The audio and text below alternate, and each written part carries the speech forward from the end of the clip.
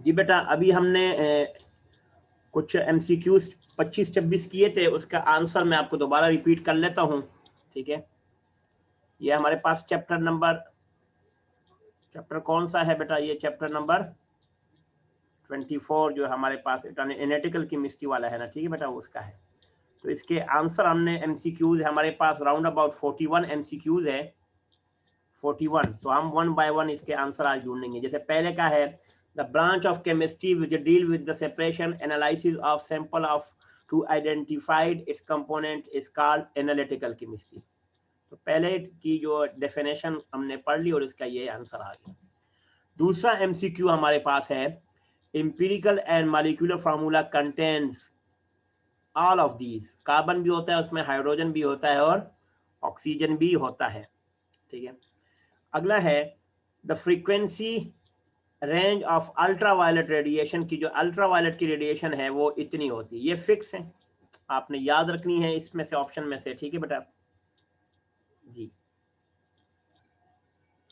जी अगला है, the frequency range of visible light, जो विजिबल है उसकी तो इतनी होती है बेटा, ये देखिए, ये 10⁻14 से लेकर 10⁻16 तक होती है, ठीक है। ये 4 आपके पास क्लियर हो गया बेटा।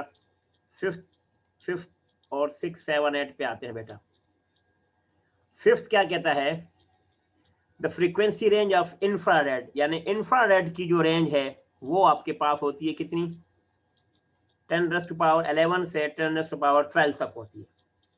इस तरह the frequency range of radio wave जो होती है, रेडियो वेव, वो 10⁻6 से 10⁻8 होती है, ठीक है। इसी तरह नंबर 7 हमने बताया कि द वेवलेंथ ऑफ इंफ्रारेड की रेंज इतनी होती है बेटा, क्लियर।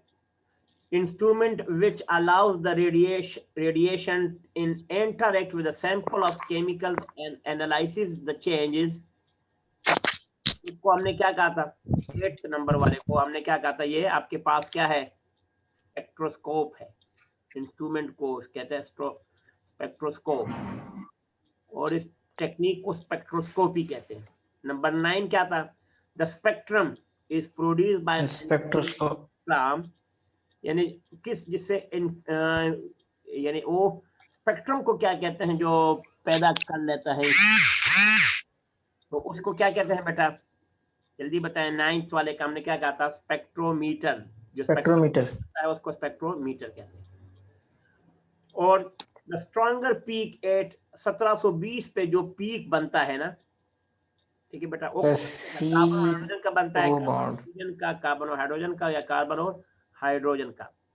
यानी यहाँ डबल बॉन्ड है, यहाँ सिंगल बॉन्ड है, यहाँ कार्बन हाइड्रोजन के बाद डबल बॉन्ड है, कार्बन हाइड्रोजन के बाद ट्रिपल बॉन्ड है। अब कार्बन हाइड्रोजन के बाद ट्रिपल बॉन्ड तो नहीं हो सकता ना, ये वाला तो हो ही नहीं सकता ना, ठीक है, ये तो इम्पॉसिबल है। कार्बन हाइड्रोजन के बाद ट्रिपल बॉन्ड, डबल बॉन्ड हो, डबल बॉन्ड भी नहीं हो सकता ना। लेकिन इसका जो आंसर है ये है, मैं 10th का क्या है बेटा? बी ऑप्शन है, ठीक है। ओके बेटा, ये भी हमारे क्लियर हो गए।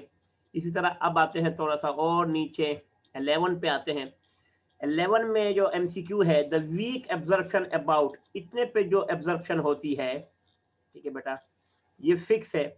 वो कार्बन और हाइड्रोजन बॉन्ड के अंदर होती है, या कार्बन और ऑक्सीजन की होती है, कार्बन ऑक्सीजन के दरमियान डबल बॉन्ड होती है, और कार्बन और हेलोजन के बॉन्ड के दरमियान होती है, ठीक है। तो इसके अंदर जो बॉन्ड है वो कौन सी है बेटा? ये कार्बन हाइड्रोजन के दरमियान जो एब्जॉर्प्शन होती है उसकी रेंज इतनी होती है। 3400 सेंटीमीटर पे जो पीक बनती है, 3400 पे, ठीक है बेटा, वो इसकी बनती है। इस तरह जो कलर्स होते हैं, ट्रांजिशन मैटर के जो कलर्स होते हैं वो डी ऑर्बिटल की वजह से होते हैं। इंफ्रारेड की जो रेंज है, अब ये याद रखना है, इंफ्रारेड, अल्ट्रावायलेट, रेडिएट, ये सारे कलर्स आपने याद रखने हैं, ठीक है। तो इंफ्रारेड की जो रेंज है वो 700 है। अल्ट्रावायलेट जो हमारे पास है उसकी कितनी है बेटा? 400 है, ठीक है। इस तरह वायलेट की कितनी होती है? यानी वायलेट की कितनी होगी बेटा? वायलेट की कलर मैं इसको क्लियर करता हूं। वायलेट की कलर जो रेंज होती है ना, ये कितनी होती है बेटा? ये कौन सा, ये 16 है, तो इसके जो रेंज होगा वो कितना है? 400 से 420 के दरमियान आ रहा है। इसको ग्रीन से कर लेते हैं।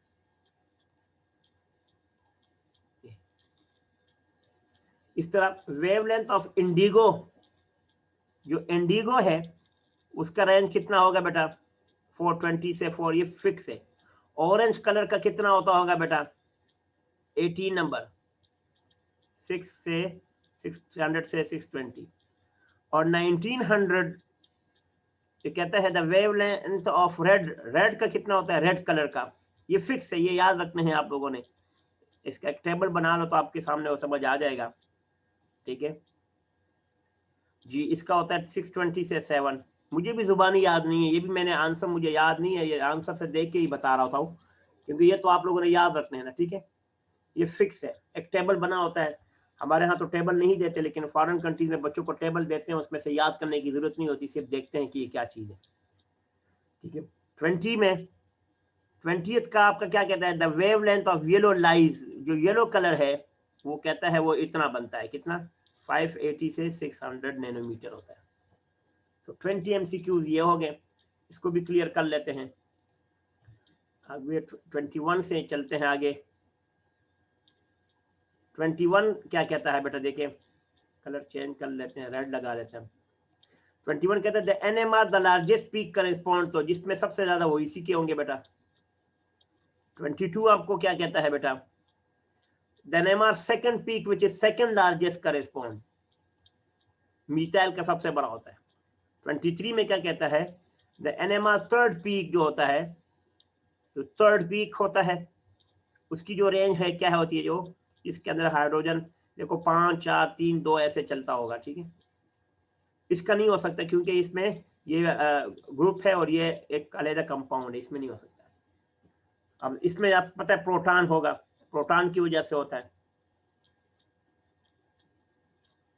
जी। The absorption of infrared radiation causes bond within a molecule to be promoted from a vibrational energy level। तो क्या होता है जब एब्जॉर्प्शन ऑफ इंफ्रारेड होता है ना तो इलेक्ट्रॉन जंप मारता है, ठीक है बेटा, हायर वाइब्रेशन एनर्जी में जंप मारता है।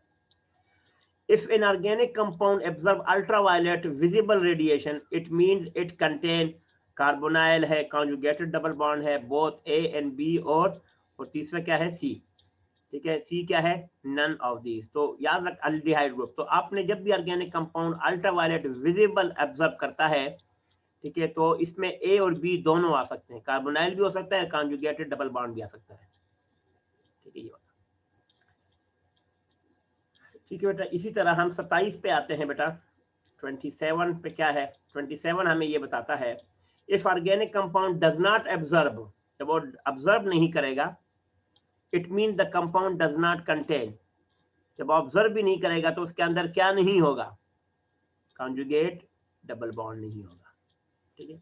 विच स्पेक्ट्रोस्कोपी इज कंसर्न्ड, ठीक है, concerned with the characteristic radiation produce when atom, जब ये रेडिएशन जब भी प्रोड्यूस होती है इमिशन स्पेक्ट्रोस्कोपी को कहते हैं। 29 आपको क्या कहता है कि which spectroscopy involves the observation of radio energy by neutral atom, neutral atom में एटम एटॉमिक एब्जॉर्प्शन वाला होता है। और 30 कहता है the instrument which is turns atom and molecule into ions, मैं स्पेक्ट्रोमीटर मैंने कल बताया था डिटेल में, ठीक है। ये 30 तो हो गए, ठीक है। इसी तरह आगे 31 से चलते हैं आगे। 31 क्या कहता है the first step the mess spectrometer क्या होता है, कल मैंने बताया था बेटा, जल्दी बताएं फर्स्ट स्टेप क्या होता है, वेपोराइजेशन, आयोनाइजेशन, पहले वेपोराइजेशन फिर आयोनाइजेशन, पहले वेपोराइज किया जाता है उसके बाद आयन में कन्वर्ट किया जाता है, 5 स्टेप से। ब्लू जोन ऑफ फ्लेम इस, ब्लू जोन किसका वजह से होता है, कल मैंने एक कैंडल बनाया था और मैंने आपको दिखाए थे उसमें से, जी बेटा, इनकम्प्लीट कंबस्शन बेटा, ओ सॉरी इधर नहीं है, सॉरी दूसरे साइड पे हो गया। ये ब्लू जोन क्या होता है, इनकम्प्लीट कंबस्शन की वजह से। 33 क्या कहता है, डार्क जोन क्या कहता है, डार्क जोन जो होता है नो कंबस्शन। और लुमिनस जोन क्या होता है बेटा, लुमिनस जोन इनकम्प्लीट कंबस्शन को कहते हैं। नंबर 35 नॉन लुमिनस किसको कहते हैं, कंप्लीट को, कंप्लीट, याद रखने, रट्टे मारने हैं बस, थोड़े से दिमाग की बत्तियां खोल दो, ठीक है। और 36, 37, 38 अब लग कौन सा आ गया बेटा? नंबर 36 क्या कहता है? 36 आपको कहता है the mass spectrum used to measure the atomic number, masses, volume या density। ये तो हो नहीं सकता, ये नहीं हो सकता, तो masses होगा। masses। वेरी गुड, ये तुम जमाल भी बोल गया माशाल्लाह। ओके। 37 क्या कहता है? The temperature of the non luminous जो होता है 2000 होता है, कल बताया था। The flame temperature of a candle, candle का जो टेम्परेचर होता है वो कितना होता 1500। है? 1400। Application of chemistry to criminal investigation, ये कल बताया था, बल्कि आज तो स्टार्ट ही इसी से किया था मैंने। Yes sir. Number 40, which method combines the feature of gas liquid chromatography and man, ये कौन सा होता है? कौन सर कौन? ए। 40 वाले का क्या है बताया? देखो ये नाम से डिजायर है, देखो गैस क्रोमेटोग्राफी और मैस स्पेक्ट्रो, इसमें गैस लिक्विड में गैस क्रोमेटोग्राफी होती है और मैस स्पेक्ट्रोमीट्री जो है ना वो इसको कहते हैं। Number 41, which method combines the physical separation capabilities of liquid chromatography with the mass analysis capability of spectrometer? Last one जल्दी बताए कौन सा है? ये लिक्विड क्रोमेटोग्राफी और मैस स्पेक्ट्रोस्कोपी से जो मेथड है ना उसमें ये होता है। तो सारी है इसकी बेटा, प्रैक्टिस कर लो, इसको थोड़ा जूम आउट कर लो सारे ना। अब मेरे पास तो ये सारे आपके आंसर है, देख लें सारा, ये मैंने आपको 41 करवा दिए हैं, ठीक है। प्रैक्टिस कर लें, स्क्रीनशॉट ले लें सबकी, बार बार प्रैक्टिस करें इसकी, तो आपको ये सारे के सारे मिल जाएंगे, ठीक है बेटा। जी बेटा यहाँ तक आज के लिए इतना काफी है बेटा। अपना बहुत ज्यादा ख्याल रखिएगा। Yes sir. Have a nice day. अस्सलाम वालेकुम व रहमतुल्लाह।